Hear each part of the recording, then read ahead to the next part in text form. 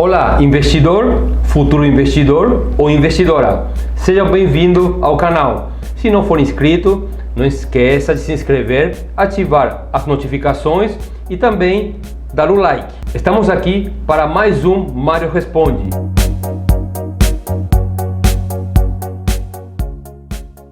Hoje, com 5 dúvidas que algumas pessoas encaminharam pelas redes sociais e que irei responder aqui uma a uma. Então vamos às perguntas. Qual o melhor investimento para resgate do valor investido em um mês? Um mês, 2, 3 meses, estamos falando de curtíssimo prazo.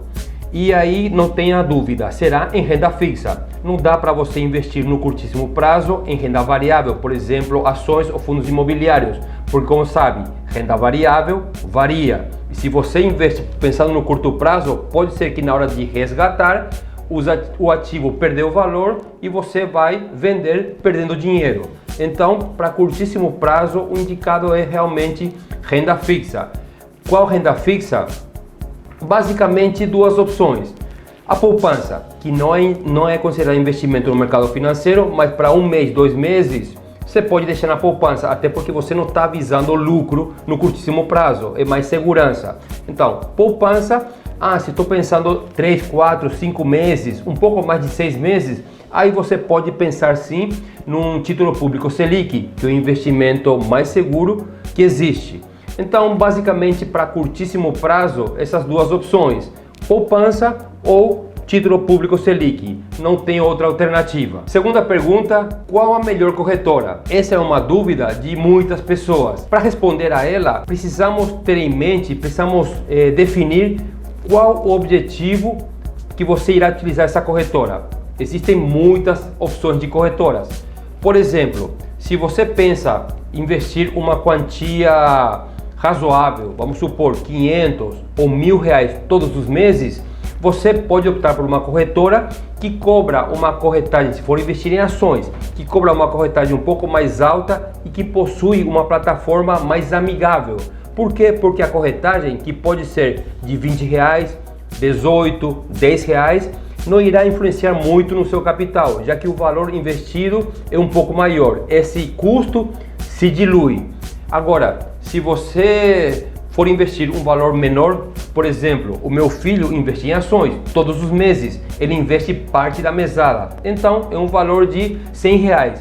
Se ele for pagar 20 reais de corretagem, toda vez que ele investe, o percentual é muito alto. Então ele escolheu abrir conta numa corretora que não cobra corretagem, mesmo sabendo que a plataforma dessa corretora não é muito amigável.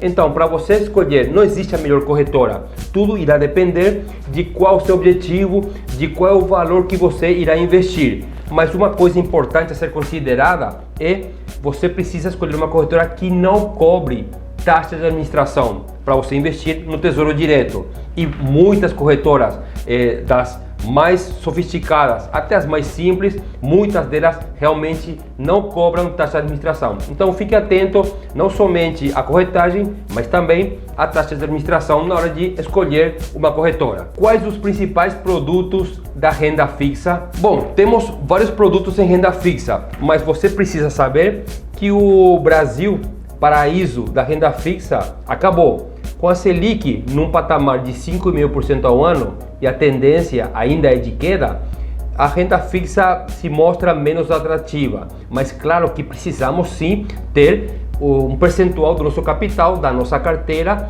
investida em renda fixa. As escolhas, a minha escolha preferida é Tesouro Direto, os papéis dos títulos públicos, como por exemplo Selic, IPCA+, e prefixado. Mas você precisa lembrar, na Selic você não vai perder dinheiro, mas no IPCA+, e no prefixado, eles são marcados a mercado. Então aquela taxa fixa, na hora que você contrata, ela muda todo dia. Então precisa ficar atento qual é a taxa que você contratou na hora que você comprou o papel e qual é a taxa na hora que você for vender, antes do vencimento. Dependendo se está mais ou menos, você pode ganhar ou perder dinheiro. Então, a primeira alternativa para renda fixa é títulos públicos, o investimento mais seguro do país. E você tem essas 3 alternativas: Selic, IPCA+, e prefixado. Uma outra alternativa é um CDB de pequeno banco. O grande banco irá pagar para você entre 80% e 90% do CDI.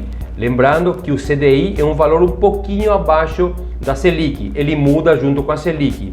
Um pequeno banco, um banco de pequeno porte, você conseguirá obter rendimentos de 110%, 115%, 120% do CDI. Esse rendimento é muito atrativo. Lembrando que produtos de banco têm a garantia do fundo garantidor de crédito de R$250 mil por CPF por instituição. Quarta pergunta, pediram para falar um pouco a respeito de fundos de investimentos imobiliários. É renda variável, você precisa saber disso. Então o valor da cota muda todo dia. Existem basicamente dois tipos de fundos imobiliários. Fundos imobiliários que têm foco em renda, ou seja, você comprando uma cota de um fundo imobiliário de renda, você irá receber o valor do aluguel mensal na sua conta da corretora. Se você escolher um fundo imobiliário de capital, ele não paga aluguel, mas ele tende a se valorizar com o tempo, como uma ação. Então você precisa, quando investe em fundo imobiliário de capital, precisa comprar cota do metro quadrado desvalorizado, que tende a se valorizar com o tempo. Então são basicamente esses dois tipos de fundos imobiliários. Aí dependerá muito da sua estratégia para escolher um ou outro. Outro ponto importante do fundo imobiliário é que você não paga imposto de renda quando recebe o aluguel de um fundo imobiliário de renda. É livre de imposto de renda. Mas se você for vender o fundo imobiliário, você irá pagar 20% de imposto de renda. É por esse motivo que eu recomendo investir em fundo imobiliário pensando no longo prazo, 3, 5 anos para cima, porque não vale a pena no curto prazo, pois o imposto de renda é pesado, é de 20% na hora da venda. Mas para comparar, e finalizando, fundo imobiliário rende em média 7% ao ano.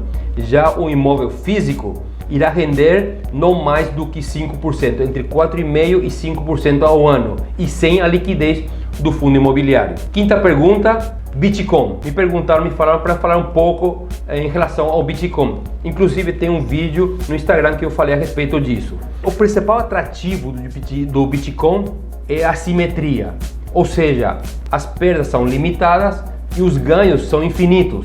Ou seja, os ganhos podem ser da ordem de 500, 800, 1000% ao ano, como aconteceu em 2017. Mas assim como ele tem esse potencial de crescimento, também ele pode perder valor de 70, 80, 90% do seu valor, como aconteceu em 2018. Quem deve investir em Bitcoin? Aquela pessoa que está disposta a correr um risco maior em troca do rendimento. Agora, renda variável, com muitíssima volatilidade, muito mais do que ações. E com o tempo, mas quando você começa a investir em Bitcoin, com o tempo você começa a se acostumar com essa volatilidade absurda das criptomoedas.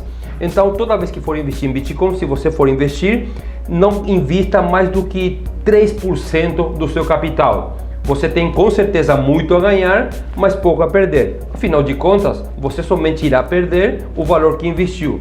Mas sempre que for investir em Bitcoin, faça-o através de exchange. Tome cuidado com as muitas pirâmides que são ciladas para as pessoas que querem ganhar muito dinheiro muito rápido. Isso não existe. Mas se você quer arriscar um pouquinho, eu recomendo sim ter um percentual pequeno na sua carteira. Então, vamos parando por aqui, bastante informação, tem mais perguntas, não consigo responder tudo num vídeo só, iremos fazer outros vídeos. Se ficou alguma dúvida em relação ao que eu comentei aqui, ou você tem alguma outra dúvida de outro assunto, deixa nos comentários que eu estarei juntando essas perguntas e fazendo um novo vídeo, um novo tema do Mário Responde. E não se esqueça, se não for inscrito, inscreva-se, ative a notificação e não esqueça também de dar o like. Isso ajuda o canal a crescer. Grande abraço e até o próximo vídeo.